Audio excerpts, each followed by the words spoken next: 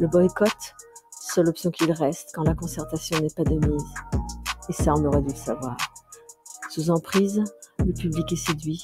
Mais je te le dis, ton projet est un flop annoncé. Borné, avorté, sans surprise, ouais.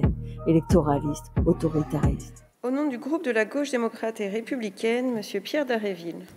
Oui, merci Madame la Présidente. Monsieur le Ministre, samedi se tenait à Montreuil une grande réunion de convergence des psychologues en lutte qui critiquent fortement les mesures qui ont été prises par le gouvernement qui, pour eux, constituent une forme de casse de leur profession, vise à éponger les longues listes d'attente des patients et à organiser finalement un système de soins psychiques ubérisé et protocolisé.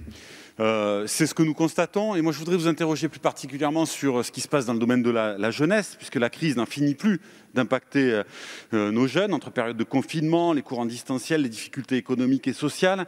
Il y a urgence à agir pour qu'ils puissent imaginer construire leur avenir avec toute l'énergie de leur vie. Et tous les rapports signalent cette situation difficile et je veux citer celui de Marie-Georges Buffet. Cela fait maintenant près de 2 ans que dans les hôpitaux, les hospitalisations en pédiatrie d'adolescentes et d'adolescents en détrance morale et psychique ne cessent de progresser.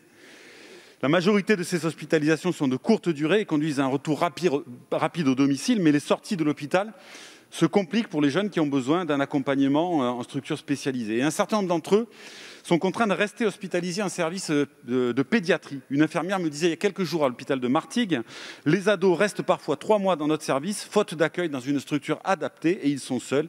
C'est inhumain pour des ados. Ils ont donc besoin de structures adaptées avec des professionnels formés, des psychologues, des psychiatres, du personnel médico-social.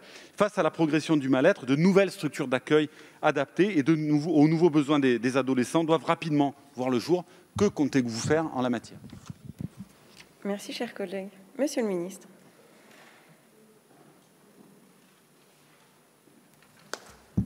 Merci, Madame la Présidente. Monsieur le député.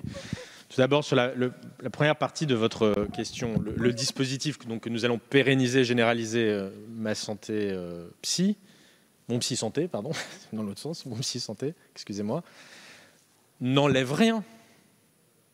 C'est un dispositif supplémentaire, complémentaire, qui va permettre pour des personnes qui souffrent de troubles psychiques légers à modérés de pouvoir accéder. J'ai pas entendu votre interpellation. Pardon ? Non, pas concurrent, ça va permettre d'élargir l'offre de soins et de permettre à des gens de pouvoir accéder aux soins auxquels ils n'ont pas accès aujourd'hui. Et dans des conditions, voilà, où, oui, effectivement, sur préconisation médicale avec un médecin généraliste, pour voilà, s'assurer que cela se fasse dans les bonnes formes.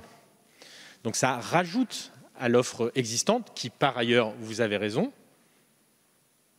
souffre d'un déficit devenu structurel au fil des ans et auquel il faut apporter une réponse. Alors, moi, j'ai d'abord envie, vous n'allez pas satisfaire de ma réponse, mais de saluer la coopération entre les services pédiatriques et pédopsychiatriques, même si ça a été un peu, effectivement, sous la contrainte, mais ça a aussi permis d'établir de nouvelles collaborations, coopérations. Et puis, je le redis comme je l'évoquais auprès de Madame la députée Obono, c'est renforcer l'attractivité de la pédopsychiatrie, rebâtir une filière, rebâtir l'offre, qui, une fois encore, ne se limite pas à la question de l'hospitalisation et des lits. J'ai été aussi à Strasbourg il y a sur la psychiatrie périnatale, et où l'offre de soins, elle est à la fois en prévention, ambulatoire, avec des équipes mobiles, en hospitalisation de jour, et puis en hospitalisation complète. Et c'est ce parcours de soins-là que l'on est en train de travailler et de restructurer, de faire pivoter dans certains territoires où il y a une approche encore très hospitalisation. Et puis, il faut permettre l'émergence de nouveaux professionnels, car nous sommes en manque structurel de pédopsychiatres dans notre pays. Enfin, je ne peux pas vous dire le contraire, c'est une réalité. Voilà. Et nous avons tout mis en œuvre, à la fois au niveau des diplômes et avec l'ouverture de postes, pour y remédier. Voilà. Merci, Monsieur le ministre. Le boycott, seule option qu'il reste quand la concertation n'est pas de mise. Et ça, on aurait dû le savoir. Sous emprise, le public est séduit.